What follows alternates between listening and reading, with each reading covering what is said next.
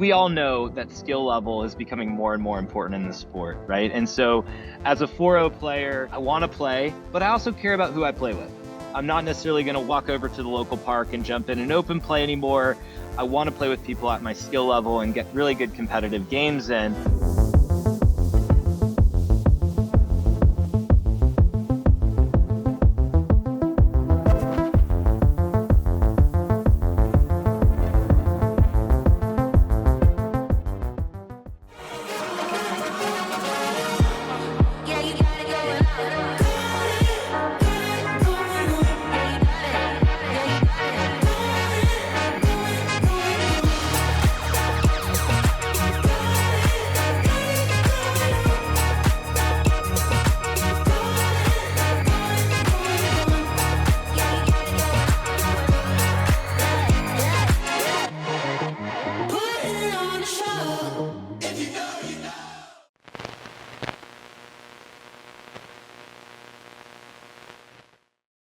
Hello, welcome back to the Future of Pickleball. This is the show on the Selkirk TV channel where we get into all things pickleball and where it's going. I'm Paul Olson, your host.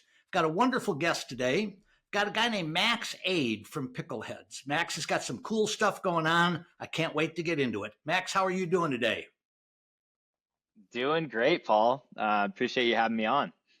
Terrific. You know, one of the things that I generally do with my guests is I know who you are and what you're doing, but maybe everybody else doesn't. Give us a little bit of a background on you, what your involvement with pickleball has been, and how Pickleheads has come to fruition.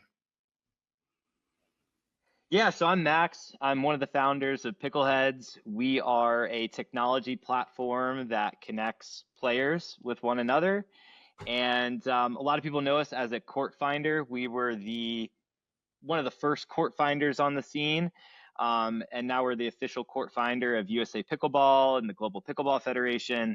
But we also have an entire suite of tools for players to coordinate with one another, organize games, run round robins. You can even run like mini tournaments on Pickleheads. And so our mission has always been to make games accessible to players, like make more pickleball happen, right?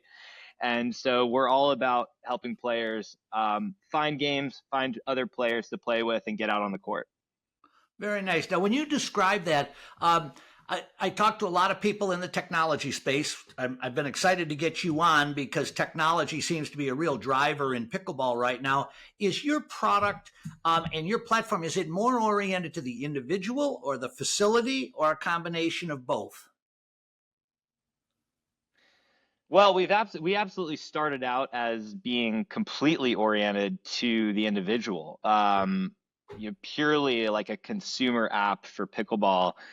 But what we found is that if you want to provide a great experience to the player, you need not just to connect players with one another, not just to give them the location of places that they can go play, but players ultimately, they want to find games, and they want to find games at their skill level. And so you need to build great tools for the people organizing those games. And sometimes those are other players. Sometimes those are local organizers. Sometimes they're facilities. Other times they're coaches. And so what we've done is we've kind of built up a whole suite of tools that faces those people, that solves their problems around inviting players, waitlisting players, running programming with various different skill levels, and how do you make that work out on the court, submitting scores to Duper, all of these kind of problems that those people have. Collecting payments is another one.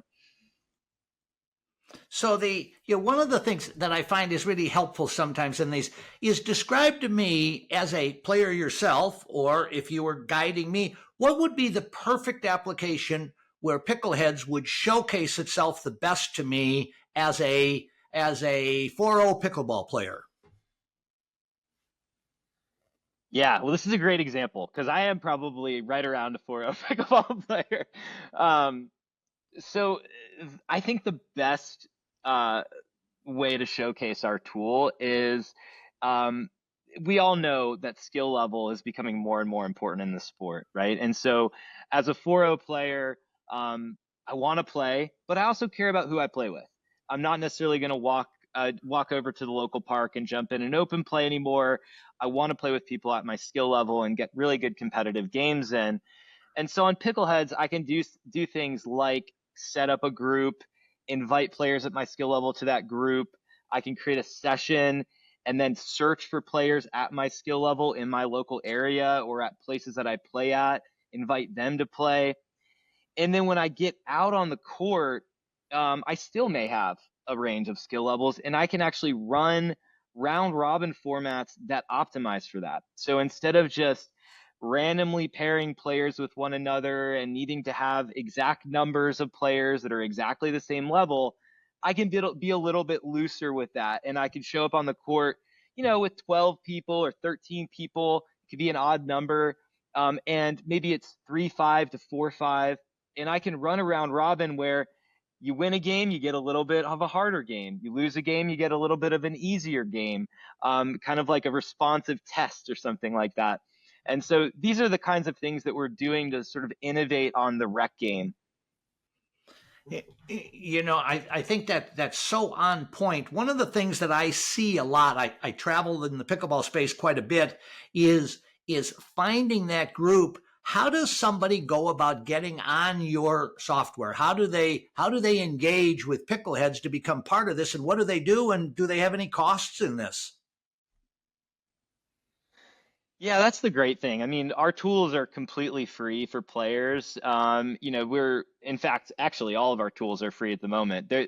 Some of these things will cost money eventually on the organizer side, but for players, ultimately discovering games is free, right? You go into Pickleheads, maybe you're traveling and you don't know anybody and you're a 4-0 and you're like, how do I get into the 4-0 games in this city? All you have to do is go search for the courts in that area. You can see them all on a nice map, and then follow any of the courts, and you get dropped immediately into a group chat with everybody else that plays there. And then you can message and say, "Hey guys, I'm a 4-0. I'm in town for the week. Is there any games I can join?" You can go ahead and book a court, and you could invite players that play at that court, to join you for a game. So there's a lot that you can do as a player, and it's all completely free to join the community. And we just passed, I think we're at 425,000 players. So the community is growing like crazy. We're the largest network of rec players, and we're international as well. Oh, I'm going to come back to the international a little later on in the conversation. That really is of great interest to me. One of the things that has happened in the pickleball space, and we've all seen it. I've been actually around the game a pretty long time, but it is that ability for people to find good games, find the experience that they really want, and not be offending anybody else along the way. Is such an important piece. When you developed this, how did you come about curating this? I know you have an extensive IT tech background. What was it that you were looking to do as you started putting this together? Yeah, well, I'll tell you, as you know, the sport has changed a lot just in the last few years. I mean, you've been around it for a lot longer than I have, but when I started playing was uh, kind of the beginning of 2022. So I'm a baby. But even since I started playing, the sport has completely changed, and the problems that players face has changed. When early 2022, the biggest problem in pickleball, in my opinion, was courts. I mean, almost every court in Metro Atlanta where I live was a temporary court. It was on a basketball court, or it was lines on a tennis court, or chalk on a tennis court. And so navigating that, you couldn't just go to Google Maps and search pickleball courts. You needed to know, like, where are these little spots I can go set up a court. That was the biggest problem. So we started with the court finder for that reason, and there was no money in that. I mean, we knew from the get-go this was not a money maker to do a court finder, but we felt like we could do that to like establish our presence in the industry and solve a really big problem, and that's exactly what happened. You flash forward about a year and a half later, summer of 2023. In my opinion, the biggest problem at that point was actually just discovering when people are playing, because and maybe this is partially my journey as a player, but when you are an intermediate player, 3.0 to 3.5, open play is just fantastic, right? That is like the best experience because you can show up by yourself, you can jump right in with a paddle. But if you think too about like the last few years, that was also a moment in time where a lot of people started playing during COVID and had only been playing for a year or so, or were new to the game. And so I think at that point in time, most players were beginner to low intermediate. And so open play was great, right? The biggest problem we could solve at that point was helping you find open plays. And so that's exactly what we did. We actually spent about 4 or 5 months curating the schedules for open plays at all of these locations on our court finder. And I think today we have maybe 2/3 coverage of all the courts on our that you can discover on our court finder also have a schedule, and you can find the open play times.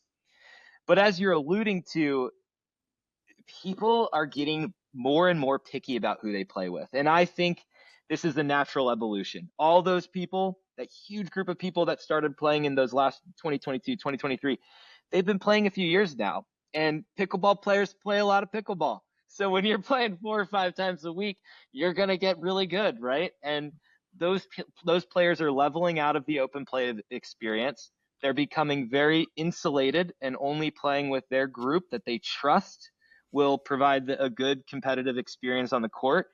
And so what we're trying to do now is figure out what's the solution to that. Like, how do you keep it open? How do you keep it social? And the biggest threat, I think, to pickleball and its growth is an environment where people are super closed off and unwelcoming to other players. Mm-hmm. And so there's a lot of aspects to solving this. I think we need to get more players an official rating. I think that there's, but what we're trying to do as well is we're trying to give people the technology to say, hey, even if you do have a wide skill level range, that's okay. You just need to add a little structure to your open play. Instead of it just being a paddle rack, let's run a fun little round robin that's flexible enough to add players as they come and remove them as they leave, but still gives everyone competitive games while they're there. So this is the kind of stuff that we're thinking about and working on at the moment.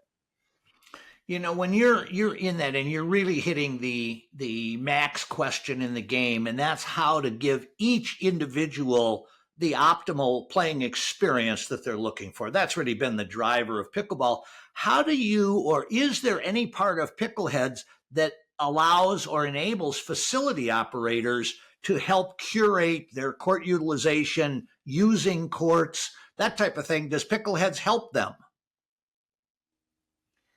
Yeah, it's a great question. And it's sort of our next step on our roadmap, if I'm being honest. We've focused to this point on players and local organizers. When I say local organizer, what I'm really referring to is, the person who plays at 5 different places, including the local park, and Yeah. they're putting games together. And that's different than a facility owner. But what we're finding is that, there's increasingly facilities going in. As you know, there's 4 or 5 franchises out there that are going crazy with it. But there's also the Parks and Recs departments, there's tennis centers, there's golf courses. Everybody's putting these things in. And I think everyone's realizing that they need to curate a bit more of the experience other than just offering up open play and court reservations. So we already have amazing tools that we've rolled out to local organizers, and you're going to see us over the next 3 to 6 months rolling those same tools out to facilities and directly integrating with the court reservation systems, and then partnering with the facilities to actually drive players into those experiences.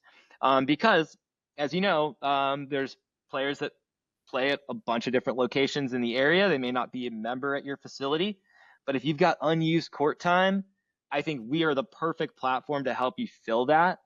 And so we've got some exciting announcements coming later this summer, but that's the direction that we're going as a company. I want to take a quick moment to tell you about something new in pickleball. We have all been ghosted in the pickleball group chat. Now here's a way to fix that. Get the Play More Pickleball app. We're trying to get some pickleball in, so you send out a message to the group. A few people like the message, but what does that mean? Will they actually show up? And what kind of players are they? Will you have enough people for doubles? Play More is the new pickleball app that does the frustrating part for you. It will send smart invitations to play. You can easily see who's RSVP'd, and then you can use the AI matchmaking tool to balance your games. That means no more 5-0 versus 3-0 matchups. The best part, it's free. Find it in the App Store or use the web version at getplaymore.com. Playmore is the most stress-free scheduling app in pickleball. Now let's get back to the show. I do find myself spending a lot of time talking with the CEOs of the different franchise organizations. I'm in Boise, Idaho right now. I'm working with a magnificent new club called Flying Pickle, and everybody has their max capacity times, and then they've got open times, and they're trying to figure out how to curate it and how to utilize it. And the key in my mind has to be, well, find those unique groups and help channel them where they can get the courts that they need. I think that's just, amazing stuff for you, for you guys to do. You mentioned earlier in the conversation the big giant magic word in pickleball, ratings. How do you guys address that? Or is there anything in Pickleheads that you're able to help with that? Yeah, this has been an interesting journey for us because we early on, if you may have noticed, but we're pretty good at SEO. We're pretty good at ranking on Google. I worked at Google at one point. That was our expertise coming into this business. So we for a long time have had the top like rating quiz, right? Like that you can come if you don't know your rating and answer some questions.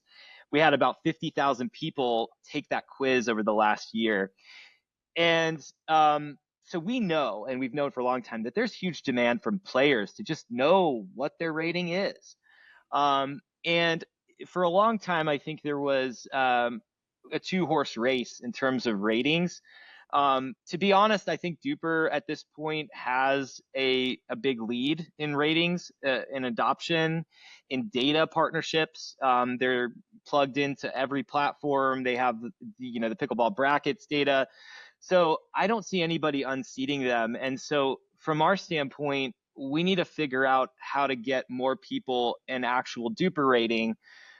There are challenges to that. What I've found, at least in Atlanta, where we have very low Duper adoption, is there's this cold start problem. People are actually afraid to log their first game because that could benchmark them at a level that's totally different than what they believe that they are or what they may actually be. And so one thing that we really love is there's a company that I'm sure you know called My Duper Coach, and they came out with this thing in partnership with Duper called the Coach Assigned Rating. And when we saw this, we were like, ooh, like that's important, because what it allows you to do is just get everyone in the right starting point for rating. And then you're more comfortable submitting scores because you're playing with the right people when you actually go to submit scores. The other issue is if I'm in a group that's completely unrated and I submit scores, is our group a 2-0 to 2-5 or a 4-0 to 4-5? The algorithm doesn't know. And so that's another example of why this coach assigned rating is so important. So we just launched a new product this week called Rate My Game, and it's in partnership with My Duper Coach. But what we're trying to push to people is go record yourself playing for 5 minutes, submit some footage, and get a Duper rating. At least then you have a starting place and you can start to like have a higher adoption of players that are rated. I personally think it's so important. And the reason is I believe that it creates inclusivity. I know this sounds maybe antithetical, but if everyone is rated, I am more open to inviting strangers into my game, my private game, right? We were talking earlier about if you're a 4-0 player and you care about who you're playing with. What happens right now is you're on a bunch of private group text threads. That is not inclusive. What I can do on Pickleheads is I can create a game. I can filter by duper rated players between 4.0 and 4.5, and I can invite them to play in my game, and I don't even have to know them. And I know that they're going to be good, and it's gonna work. It's gonna be a great game. So that's our vision. Get players rated so that players are more comfortable inviting strangers to play and are more transparent and open with their games. We want less private games, more public games at all skill levels. Yeah, it's interesting. You're offering an example that I had Tito from Duper on my show quite a while ago, and I made the comment to him that as an older player, but a pretty experienced player, having a Duper rating, whether my opponents have one or not, has sort of gives me an immediate authenticity of showing up. And sometimes maybe some of the younger guys saying, well, I don't know if that man can hang with us, saying, well, do you have a Duper rating? I have a Duper rating, and let me pull up my phone. So there is an awful lot to that. And I came from a lifetime of high level competitive tennis where ratings were what we all lived by.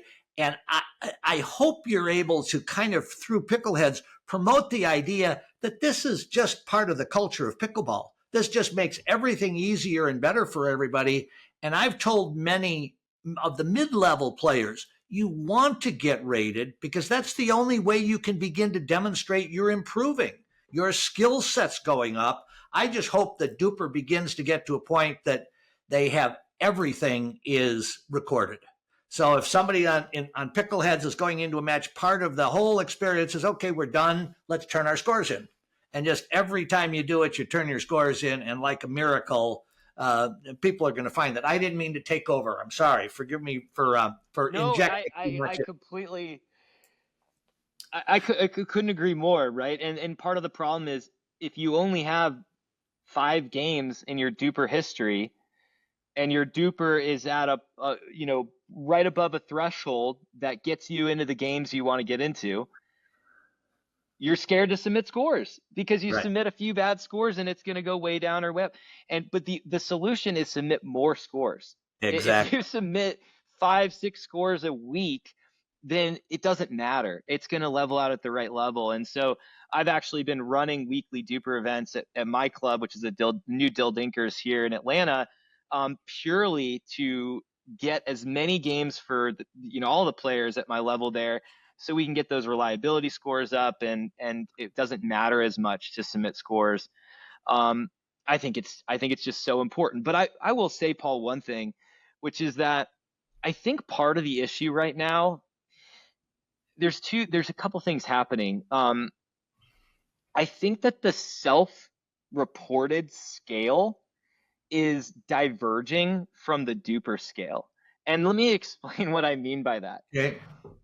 If you were a 4.0 player, like we all know what it means to say like, oh yeah, I'm a 4.0 plus, right? I play in these 4.0 plus games. And so people colloquially refer to certain caliber games as like 4.0 games, 4.0 plus games. Everyone's self-reported as a 4.0.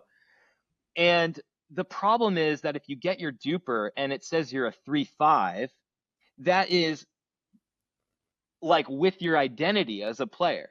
And right, that doesn't feel right. At the same time, you have people getting better and better and better. And so what was a 4.5 Duper a year ago even is not a 4.5 anymore. Maybe it's a 4.2. Maybe it's a 4, honestly. Players are getting better and better and better. My co-founder Brandon, and he'll kill me for telling this story, but he played in he was like a 4.5 Duper, and he played in like a 4.2 to 4.7 Duper league, and it was so competitive. Everybody in that league was probably at the top end of that scale, but working their way up in terms of Duper. And so so it was just crazy competitive. And so again, self-reported ratings are diverging from the Duper scale, and I think that's causing some people who are out of the ecosystem that want to come into the ecosystem a little bit of friction. And again, this is why I think we need coach assigned ratings stat, and we need more duper programming ASAP. Because the longer you let people believe they're at a different rating than they actually are, the less likely they're going to be, I think, to adopt any rating system. Yeah, it is one of the things that I've talked with a lot of the facility operators and people who really talk about programming in pickleball. And I've said I think one of the greatest opportunities for professional coaches in the game of pickleball is to kind of have themselves positioned to, I am here to help you achieve what you want to achieve. And let's look at your duper rating. Let's look at what your self rating is. And let's identify, we all see players come into the game. They've only been in the game a year, but they're pretty athletic. They move through it very quickly. They really could kind of churn along, and they have aspirations. And that's really a cool module that I think we could nurture and develop with getting those coaches. Because then when a coach can establish that these 3, 4, 5, 6 players have come through my assist, if you will, and they managed to move from 3-5 to 4-0. I've got these couple of players who actually have been able to move up to 4-5. That's really what the coaching, teaching environment can be. And they're really the guide, I think, because I know in Pickleheads, you have a direct program with coaches. Am I not correct in that? Yeah, well, so if you think about what we have as a solution, we have kind of a full stack solution. So you can collect signups through Pickleheads, you can collect payments along with the signups, and then you can jump right into programming. You can run round robins and mini tournaments on Pickleheads.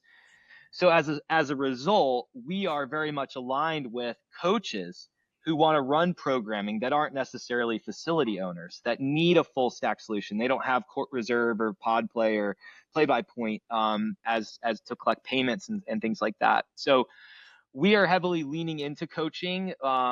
We've had a partnership with Teach Me To for a while to kind of bring coach discovery to everybody. We have a partnership with my duper coach now, again, about like getting people duper ratings. And, we think they're doing really, really important work here. So I agree. I would even like to see even more. One thing I really like about my duper coach is that it's not just the rating. They break it down into like the components of your rating so that a player actually knows, okay, I need to work on my third shot drops, Yeah. or I need to work on, some different things at the net. And I would even like to see more of that incorporated into the rating once you even have match data. Like I think a coach uh, evaluating you on some of those things could be a component of your duper rating, if you think about that over the long term. But yeah. So and if you don't mind, I'll just finish up on this. The element when you talk about the modules, one of the things being a pretty long-term pickleball player, having seen the evolution of the game going from a heavy dink orientation to shifting into more of a power game, and yet at the higher levels, dinking comes back into play because everybody's got fast hands. And the idea of the 4-0s that can blow the 3-5s off the court with power, but they get up against equal players, and that isn't the case. And I've seen a real, I just played in a golden ticket event, and you begin to see a degradation of the dinking game because people think it isn't an element anymore, where it really is the complete player that really is the only ones that can move through 4-0 up into 4-5 and 4-0. They've got to be able to do it all. And a coach is really the person that can help them say, you've got some great strengths, but you've got some big weaknesses as well.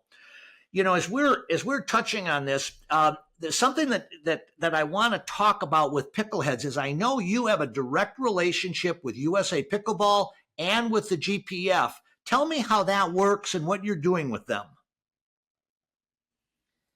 Yeah, Justin called us up a couple years ago, and he said, "Look, we've had this Places to Play website for a long time as a court finder, and it gets updated by our ambassadors, but it's really out of date, and we're looking for something new and better." And at that point in time, we had already kind of established ourselves as the go-to court finder.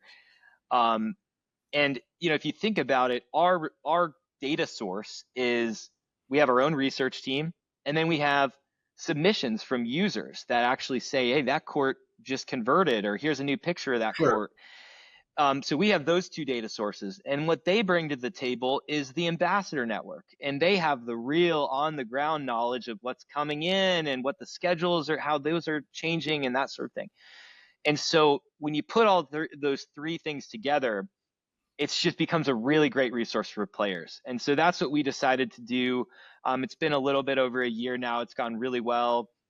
We're also helping their ambassadors run some programming with some of our round robin tools. We did some cool Mm-hmm. stuff in April for National Pickleball Month. And then as far as the GPF goes, we met in Dubai, which was fun. We got to talk to a lot of people internationally that are getting started with pickleball. And what you realize is that in many of these countries, you don't have this overwhelming demand wave yet. It's early days. And so the problems are different. They're not running into problems with lack of courts and all various skill levels and sorting through that rate. They're like in Africa, they need paddles. Like Yes. and Yeah. and probably every like when you talk to the guys over there, they're like, we need gear, like send us gear. Um and then everywhere people need just basic information on where to play and how to get plugged in. So we did the same thing with our US court finder. We just expanded it internationally, and we're working with the GPF to partner with individual federations. The Philippines, Mexico, and others have already said, hey, Pickleheads is also going to be our official court finder as well. And Nice. then what we can do is work with them to get the data cleaned up and in a good place and have just a good resource for everybody. Yeah, I want to. For those of you that are watching this, I want to give Max a little bit of an attaboy. I'm visiting family in Boise, Idaho. I was able to go on my Picklehead site and find every pickleball center. And Boise is a vibrant, vibrant pickleball center. And I have had 3 really good pickleball outings because I had a resource that I could look in as an outsider coming in. And in 1 week, I'm beginning to get, oh, would you like to join us here, join us there? So I'm feeling in a week that I actually got into the community. And it really was because I knew where to go. So thanks for that, Max. I really do appreciate it. Oh, So amazing. That's great to hear. now on the international scene, we've got things globally that are at every level of the spectrum. So we've got things in England that's blowing up as a big thing. Vietnam is really happening. The Philippines are happening. And then we've got countries, small, emerging, developing programs. How will Pickleheads work from the big ones to the little ones? How will that help them? Yeah, I mean, I think the very least will help people get plugged in like you did in Boise. I think globally we'll always be a resource for anybody internationally to find pickleball wherever you go. Our mobile app is available across the world. So then I think the country by country experience will vary a little bit depending on if organizers adopt our tools. There are parts of the US where you can not only just find places to play, you can jump right in and sign up for sessions. You can pay for programming and participate. You'll experience that whole side of what we bring to the table. And so that stuff is all available in these different countries. We are slowly localizing. Right today, obviously, everything is in English. We support over, I think it's over 100 currencies for payments, but everything is still in English.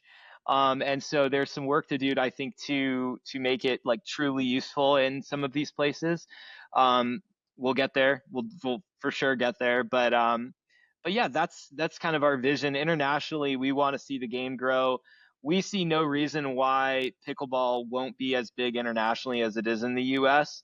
I think it's just from a first principles standpoint, it's kind of silly to think that so pickleball is so unique that it's just an American phenomena. Of course, it's not. It's a great product and it's going to export really well. And you're already starting to see that in Southeast Asia and in other markets. So good. One of the things that I like to do, particularly when I'm talking to technologists, is technology is really the last piece of the puzzle that's coming into pickleball.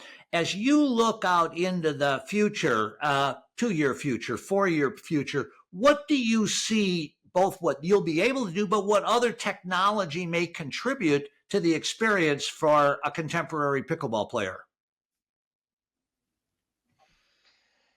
Yeah, I mean, I'd like to see more of what I've seen the last couple years. So, like for example, when we first uh, I had potential investor tell me, I'm not going to invest because I see what Duper's doing, and I think Duper and you guys are going to be competitive. And then you flash forward to today, and of course we're not competitive. We integrate with Duper. We all work really well together. And so, what I think needs to happen in the industry is a lot more of that, a lot more API integrations, a lot more partnerships between technology providers with the goal of providing a seamless experience on the player side. And I think we should learn from tennis and other sports. I mean, if you go and look at kind of tennis, it's inherently fragmented from the player side.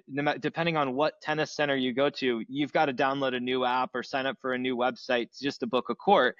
And so you've just got a lot of fragmentation. So that's the role we hope to play, is to be kind of a unifier, because we started as a network for players that is available at every location because we are the court finder, and we want to plug in and work with everybody in whatever capacity we can, whether that's just simply giving you information about a court or integrating directly with your court reservation system, or just giving an organizer tools to go and offer the same kind of programming independently. We want like everything to be discoverable and available for players. And so I'm hopeful, if you look 4 or 5 years into the future, that players are not going to have to go and sign up for 10 different things to get the experience that they're looking for, and that all the technology providers, because there's a lot of great ones, are all going to benefit from just adoption. We have 30 million players in the US, at least. It might be number, it might not might be more. And you think about it, we have 425,000 users on our platform, and we have the largest. Like the technology adoption is still very low in the sport. I think that's going to change a lot over the next few years. That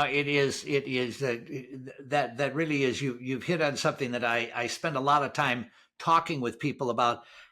We haven't, the culture of pickleball has not gotten to the point of, hey, this is what you do when you come into it. In my mind, well, first thing you ought to do is you ought to sign up and become a member of USA Pickleball to help support the sport.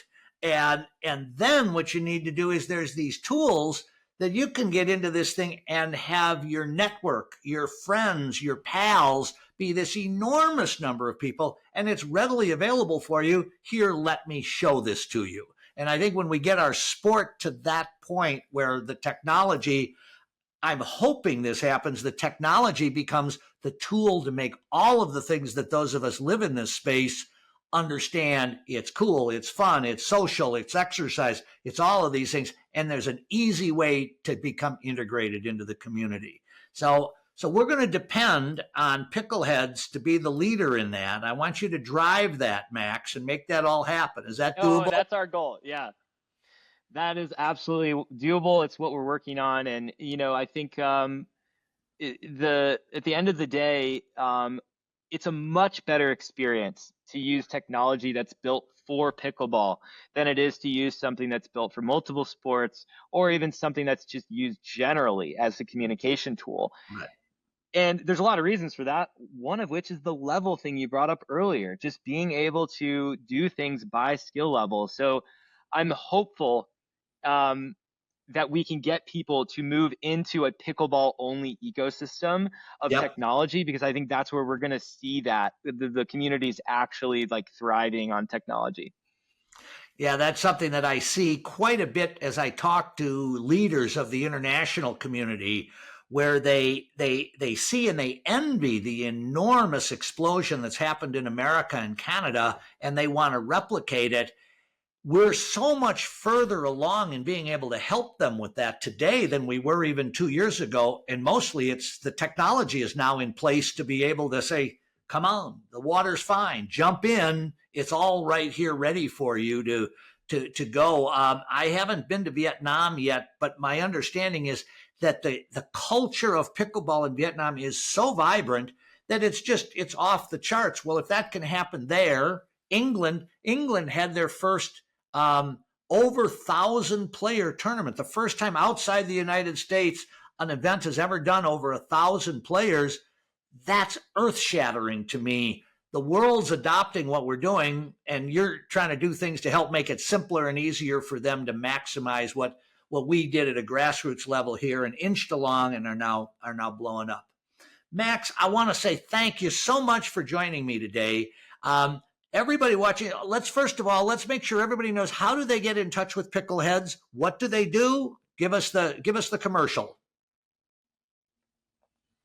Well, first of all, if you're a player, you should absolutely have the Pickleheads app. Check it out. It's on both app stores. Just search Pickleball. It'll come up right there. And obviously, if you're traveling, you're going to love it. You can find places to play. But also check out our suite of organizer tools. We have some of the best in the industry. We're not known for it. We're really thought of as a court finder. But you can organize games, you can form groups, and you can run some amazing round robins. We have 7 formats today. We're actually going to have 10 formats here in the next couple weeks. Super cool, all free to use, and yeah, give it a try. Super. For those of you that are watching, if you like what we're doing, if you like the conversation I get to have with Max, hit the like and subscribe button. Watch Selkirk TV on your phone. The Selkirk TV app is the most comprehensive app for all things. There's multiple podcasters on there. There's all kinds of coaching, teaching. They give me the ability to run these kind of interviews talking about the future of pickleball. Join us with Selkirk TV. That being said, Max, I'll look forward to seeing you at the next event. We seem to run into each other everywhere. I'm looking forward to it. Thanks for being on.